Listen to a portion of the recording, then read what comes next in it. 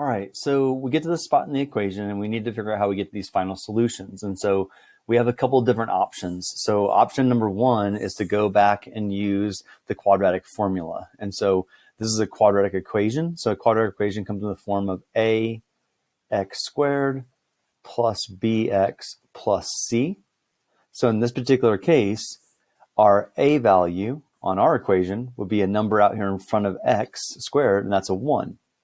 Our b would be the number that's in front of the x. In this case, that would be -3.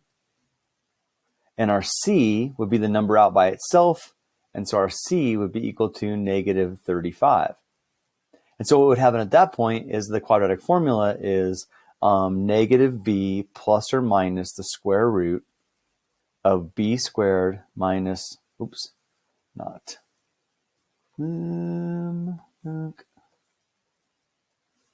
Let me hit pause for a second. I forgot where my tool is. Just like, I messed up. It's not 2, it's 4ac, and then all of that over 2a. And so what you get is going to be your x's. So we could do that process. That's a little bit longer. You basically plug that in and get through the thing. What I would do is I would just think about the idea of factoring. Like, how do we factor this equation?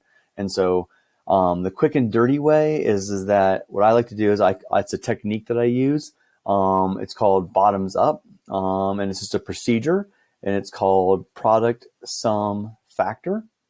And so when we have the ax squared plus bx plus c, our product comes from the a and the c. So our product is equal to our a times our c. Our sum is equal to our b.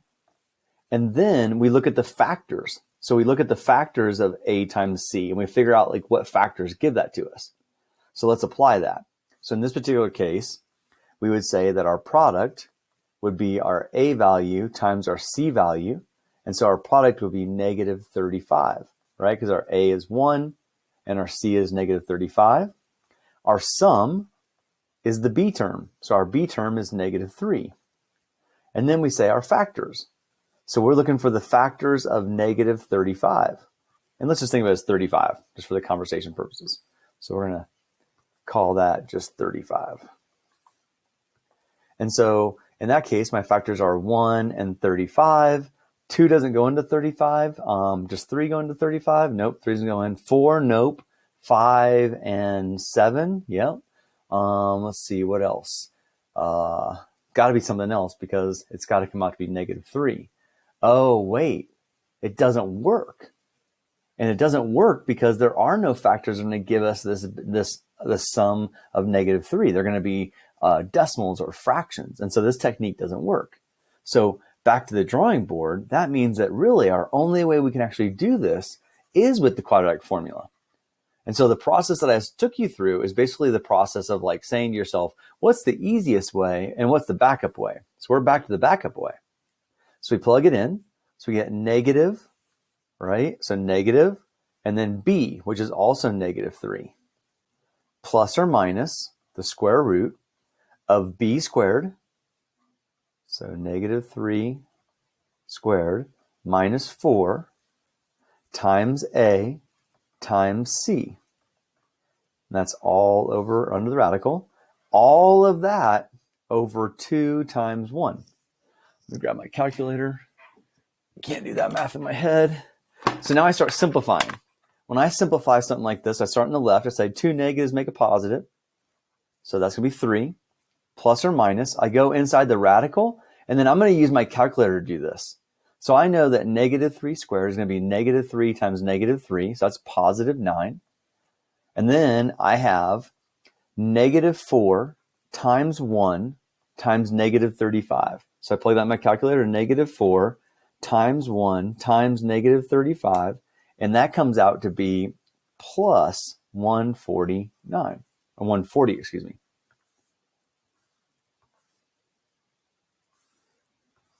All right. And then on the bottom, I just have 2. So now my job is to simplify that.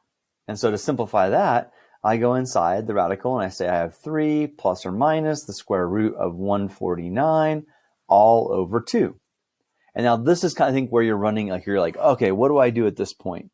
So at this point, it's all about how do we simplify that radical? All right. And actually, we have the answer in front of us.